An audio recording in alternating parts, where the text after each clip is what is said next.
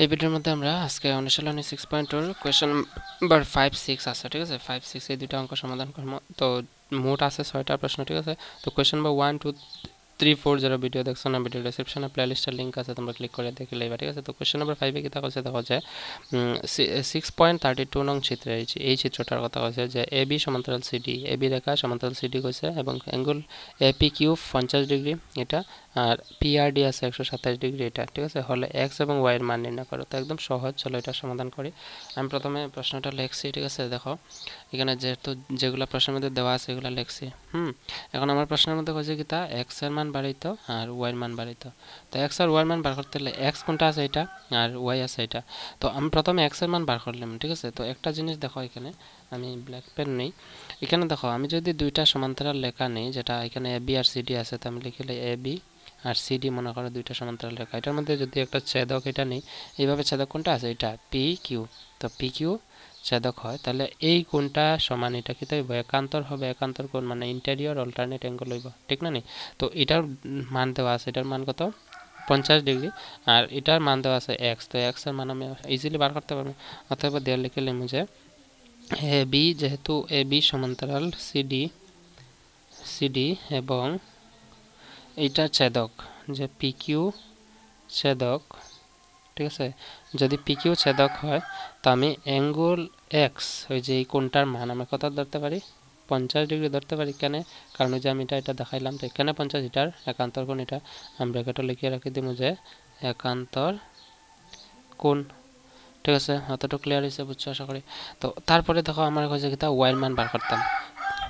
আমার যদি ওয়াই মানটা বার করতে লাগে তাহলে আমি এই কোণটা আমার বার করার কোনো প্রয়োজন নাই। এখানে দেখো আমি যদি এ বি সমান্তরাল সিডি সমান্তরাল রেখা নিই, যেরকম এখানে নিচ্ছি সেম, আমি যদি আবার এ বি সমান্তরাল সিডি নিই এবং ছেদক এটা ধরি, এটা বলতে কোনটা বুঝাইছে এটা পি আর, ঠিক আছে। যদি পি আর ছেদক ধরি তো এই কোণটার একান্তর কোণ কোনটা হইব এইটা। এটার মান কত 127 ডিগ্রি আছে, আর এটা এই দুইটা মিলাইয়া আছে, এই দুইটা মিলাইয়া কত হইব 127 হইব। তো একটা 50 আছে আর একটা বার করতে পারবো, ঠিক না। তো এটা আমি লিখিলাম এখানে যে আবার দিয়ে লিখে লিখবো কেতা লিখবো যে এ বি সমান্তরাল সিডি কম এবং পিআর, ওই যে পিআর রেখাটা কেতা আছে ছেদক, পিআর ছেদক। যদি পিআর ছেদক হয় আমরা লিখতে পারি angle A P R is equal to angle P R D. কীভাবে লিখতে পারি দেখো, অ্যাঙ্গেল এ পি আর কোনটা বুঝেছে, অ্যাঙ্গেল এ পি আর বুঝেছে এটা এ পি আর এই সম্পূর্ণ কোণটা, আর এটা কি তা বুঝেছে পি আর ডি মানে এই কোণটা বুঝেছে কি তার লাগে একান্তর কোণ, ঠিক আছে। তো আমরা এখানে লিখে রাখি তুমি যে একান্তর কোণ, ঠিক না। একান্তর কোণ লিখবো। এখন দেখো অ্যাঙ্গেল এপিআর যে আছে, অ্যাঙ্গেল এপিআর এইখানের মধ্যে দুইটা কোণ আছে, দুইটা কোণ কিতা কিতা, একটা আছে অ্যাঙ্গেল এ পি কিউ আর একটা অ্যাঙ্গেল আছে angle P A A P Q, একটা আছে এপি কিউ এটা, আর একটা কোণ আছে অ্যাঙ্গেল কিউ পি আর, ঠিক না। তো আমি দুইটা কোণটা আমি প্লাস করে দেবো, অ্যাঙ্গেল এপিআর এর বদলে লিখবো যে অ্যাঙ্গেল এপি কিউ কোণটা এপি কিউ মানে এই কোণটা, ঠিক আছে, প্লাস এটা আছে কিতা কিউ পি আর, তো এই কোণটা ওয়াই। তো অ্যাঙ্গেল কিউ পি আর এর বদলে আমরা লিখে লিখব Y is equal to angle P R D. Angle P R D প্রশ্ন দেওয়া আছে, কত দেওয়া আছে 127 ডিগ্রি, আমরা লিখে লিখব 127 ডিগ্রি। এপি কিউর মান কত আছে 50 ডিগ্রি, আমরা লিখলাম 50 plus Y is equal to 127 degree. ওয়াইয়ের মান আমরা পাইলাম, এখন 127 থেকে আমরা মাইনাস করে দিব, প্লাস 50 আছে এটা বাম দিকে, ডান দিকে গেলে -50। তো ওয়াইয়ের মান কত হইব 127 থেকে 50, 7 থেকে 0 যেত না 7, 2 থেকে 5 যেত না, 12 থেকে 5 গেলে থাকবো 7, ঠিক আছে, 77 ডিগ্রি। ক্লিয়ার হয়েছে। তো এক্স আর ওয়াইয়ের মান আমরা পট করে বার করে লিখছি। তো এটা হচ্ছে কোয়েশ্চেন নাম্বার 5 অনুশীলন 6.2। তোমরা ভিডিওটা পজ করে লিখে লইবা, ঠিক আছে। পরে 6 নম্বর কোয়েশ্চনটা কি তাকাচ্ছে দেখো যে 6.33 নং চিত্রে পিকিউ এবং আরএস দুইটি দর্পণ পরস্পর সমান্তরাল, ঠিক আছে। ওই যে পিকিউ আর আরএস দুইটা সমান্তরাল দর্পণ মানে আয়নার কথা কইছে, যেখানে আপতিত রশ্মি এ বি আছে, দর্পণ পিকিউ এর বি বিন্দুতে আপতিত হয়েছে, মানে পিকিউ রেখার মধ্যে আপতিত রশ্মিটা কিতা হয়েছে বি বিন্দুর মধ্যে আপতিত হয়েছে এবং প্রতিফলিত রশ্মি বিসি পথে অগ্রসর হয়ে আর এস দর্পণের সি বিন্দুতে আপতিত হয়েছে মানে ওই যে প্রতিফলিত রশ্মিটা কিতা হয়েছে প্রতিফলিত রশ্মিটা সি বিন্দুতে পড়ে এটা আবার কিতা হয়েছে প্রতিফলিত হয়েছে ঠিক আছে সি বিন্দুতে ওই যে আপতিত হয়েছে পুনরায় সিডি পথে অগ্রসর হয়েছে ওই যে সিডি পথে আবার অগ্রসর হয়েছে ঠিক আছে এরকম কইছে যে এটা আপতিত রশ্মি এটা বির মধ্যে পড়ছে পড়ে এটা প্রতিফলিত হয়েছে এখানে আবার প্রতিফলিত হয় আবার এটা আপতিত হয়েছে ঠিক না এখানে হয়েছে যে সিডি পথে অগ্রসর হয়েছে প্রমাণ করো যে এবি সমান্তরাল সিডি তো এবি সমান্তরাল সিডি করতাম তো প্রশ্নের মধ্যে যেগুলো আমরা দেওয়া আছে দিয়ে লেখার প্রয়োজনীয় এগুলো আমরা লিখে লেছি কিতা কিতা লিখছি যে দেওয়া আছে পিকিউ সমান্তরাল আরএস ওই যে পিকিউ সমান্তরাল আরএস আছে তারপর এবি বিসি সিডি তিনটা রশ্মি কিতা আছে একটা আছে এবি এটার নাম বি এটা হচ্ছে সিডি ঠিক আছে A B CD BC R CD তিনটা রশ্মি তো এখানের মধ্যে তোমরা একটা জিনিস মনে রাখবা ক্লাস 9-এরই এবং ক্লাস 8-এরই একটা বিজ্ঞান বইয়ের মধ্যে একটা চ্যাপ্টার আছিল যেটার মধ্যে আছিল আপতন কোণ এবং প্রতিফলন কোণ ঠিক আছে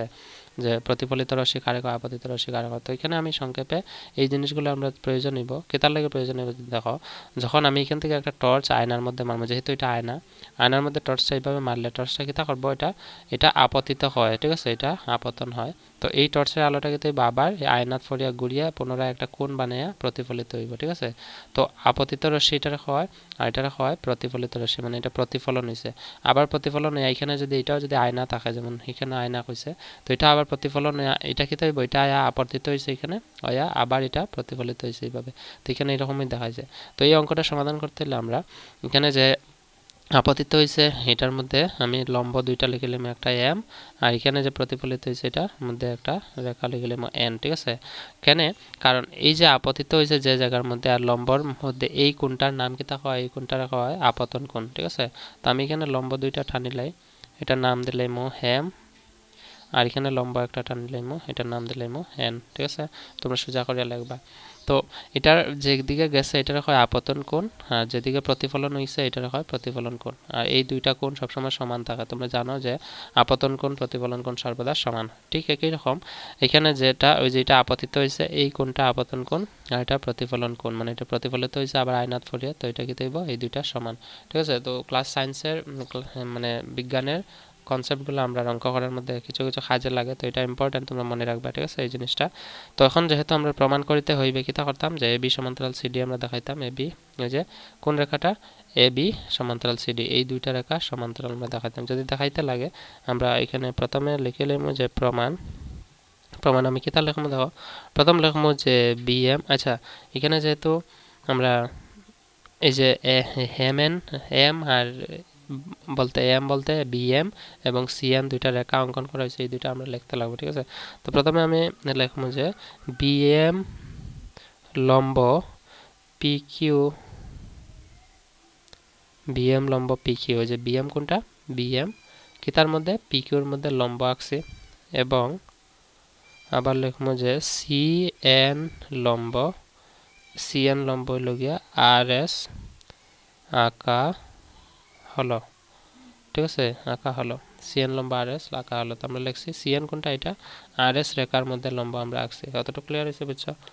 এখন দেখো আমি যেহেতু এটা আঁকা হল মানে অঙ্কন লিখছি তো প্রমাণটা নিচে লিখবা এটার মধ্যে লিখে লিখবা যে অঙ্কন ঠিক আছে অঙ্কন আমি প্রমাণটা লিখে লিখছি এখন লিখবো আমরা প্রমাণ তো অঙ্কন কিতা যে বিএম লম্ব পিকিউ এবং সিএন লম্ব আরএস আমরা আঁকা হলো এই দুইটা লিখছি এখন আমরা প্রমাণ লিখিয়া প্রমাণ কিভাবে করবো আমরা প্রমাণ করতে লাগবে এইভাবেই যে আমরা যেহেতু আমি বিজ্ঞানের কথা কই যে প্রতিফলন কোণ আপতন কোণ সবসময় সমান হয় তো এখানে আমরা লিখতে লাগবে যে প্রতিফলনের সূত্র মতে এই কোণটা সমান এটা আমরা লিখতে পারি তো এই কোণগুলোর যেহেতু নির্দিষ্ট নাম নাই আমরা নাম দিলাম এটা 1 এটা 2 এটার নাম দিলাম 3 এটা 4 অর্থাৎ আমরা লিখতে পারি অ্যাঙ্গেল 1 ইকুয়াল টু অ্যাঙ্গেল 2 এবং angle 3 is equal to angle 4 লিখতে পারবো ঠিক না তো angle 1 is equal to angle 2 তারপর লিখতে পারি angle 3 is equal to angle 4 তো এতে কিতার লাগে অ্যাঙ্গেল 3 অ্যাঙ্গেল 4 সবকিছু সমান হইছে এই সবগুলার আমরা কিতা কইমু যে এই সবগুলার কারণ তোমরা এখানে ব্র্যাকেটে লিখে রাখবা যে প্রতিফলন কোণ সমান আপতন কোণ ঠিক আছে এটাই তো এই ধর্মের অনুযায়ী এই ধর্মটা আমি তো আগে কইছি তোমরা কনসেপ্টটা বুঝাইছি ঠিক না কিন্তু কিন্তু এখানে কিতা দেখো আমরা লিখতে পারি যে অ্যাঙ্গেল 2 ইকুয়াল টু অ্যাঙ্গেল 3 কেন কারণ দেখো আমি এখানে আর এখানে স্পষ্ট করে বুঝাই যেমন মনে করো এটা ছেদক আর এখানে লম্ব একটা আছে এখানে একটা লম্ব আছে তাহলে আমি কইতে পারি যে এই কোণটা কিতার সমান হইব এই কোণটা সমান হইব তো এখানে তো একই ঘটনা আছে দেখো এটা লম্ব আছে এটাও লম্ব আছে তো এই কোণটা এটার কথা কইছে এটা কিতার সমান এই কোণটা অর্থাৎ এটার নাম আছে 2 এটার নাম আছে 3 কেন কারণ একান্তর কোণ হইব কারণ এটার মধ্যে দুইটা সমান্তরাল রেখার মধ্যে ছেদক আছে ছেদক থাকলে একান্তর কোণ তৈরি হয় আর এই কোণটা সমান এটা হইব ঠিক না নি তো আমি এখানে লিখলাম যে কিন্তু angle 2 is equal to angle 3 2 is equal to angle 3 ঠিক আছে কিতা কারণে এটা হইব একান্তর কোণ এখানে অন্তঃস্থ ড্র হইব ঠিক আছে এখন আমার কাজ কিতা দেখো যে আমি এখানে তোমরা বুঝাইছি যে যখন দুইটা সমান্তরাল রেখার মধ্যে দুইটা লম্ব টানা হইব ঠিক আছে তো লম্ব দুইটা রেখা কিতা হইব সমান্তরাল হইব তো যখন সমান্তরাল রেখা দুইটা আমরা লম্ব পাইমু তো এই লম্ব দুইটা আমরা সমান্তরাল কইতে পারি তো সমান্তরাল যদি কইতে পারি তো আমরা লিখতে পারবো যে এখানে নিচে যে বি এম সমান্তরাল সি এন কেন কইতে পারি বুঝছো আশা করি কেন কারণ যে কোনো একটা রেখার মধ্যে যখন দুইটা সমান্তরাল রেখা যখন দুইটা লম্ব টানা হইব তো লম্ব দুইটা এটা সমান্তরাল এটা হইব কারণ এটা দুইটা তো কোনো সময় একসঙ্গে কাটাকুটি করতো না ঠিক না তো এই কারণে আমরা এটা লিখছি এখন যেহেতু আমরা ফাইনাল স্টেপ আই গেছে আমরা মানে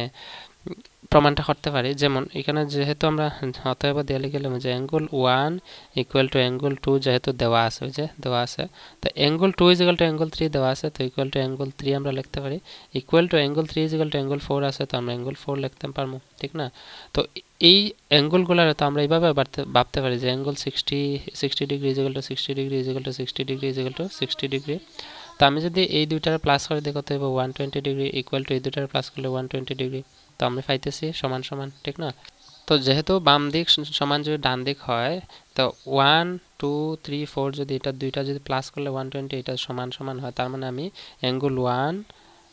প্লাস অ্যাঙ্গেল 2 করতে পারবো equal to angle 3 plus angle 4 আমি করতে পারবো ঠিক না তা এটা বুঝছো আশা করি এতটুকু এখন দেখো অ্যাঙ্গেল 1 প্লাস অ্যাঙ্গেল 2 মিলাইলে এই চিত্রের মধ্যে কোনটা পাইবো আমি একটু জুম ইন করি ভালো হইব তোমরা বুঝতে পারবে ভালো দেখো অ্যাঙ্গেল 1 প্লাস অ্যাঙ্গেল 2 করলে কিতা পাইবো অ্যাঙ্গেল 1 প্লাস অ্যাঙ্গেল 2 এই সম্পূর্ণ কোণটা এই সম্পূর্ণ কোণটার নাম কিতা অ্যাঙ্গেল এ বি সি ঠিক না অ্যাঙ্গেল এ বি সি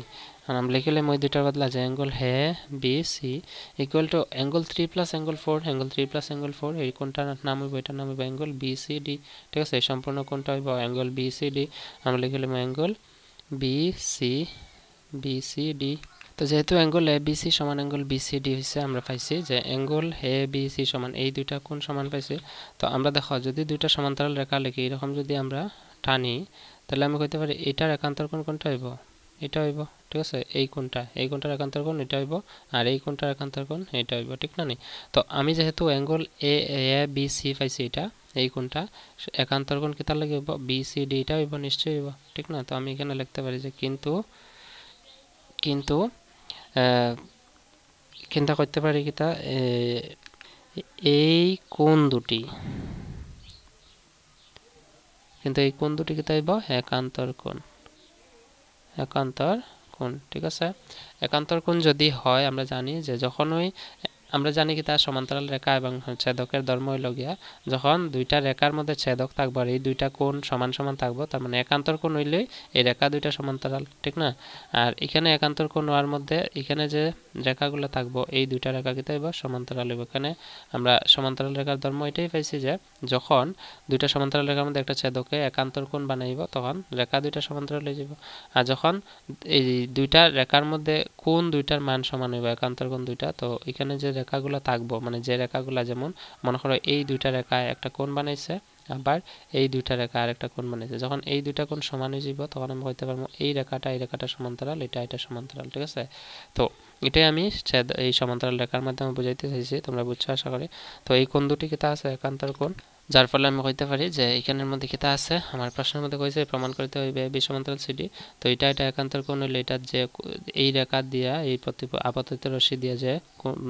কোণটা উৎপন্ন করছে এই রেখাটা আর এখানে যে আপতিত রশ্মি দিয়া কোণটা উৎপন্ন হইছে এই রেখাটা এই দুইটা কিতা হইবা সমান্তরাল ঠিক আছে তো আমরা এখানে লিখলাম এ বি সমান্তরাল সিডি এটা হইছে কি আমার কোয়েশ্চন নাম্বার 6 এর সমাধান তো অনুশীলনীর 6.2 এর মধ্যে যতটা অঙ্ক আছিল আমরা সবগুলা সমাধান করে লইছি এখানে দেখো তো মোট আছিল 6টা প্রশ্ন ঠিক না তো আমরা সবগুলা সমাধান করছি এখানে আসলে দুইটা যারা দেখছো না দেখিলে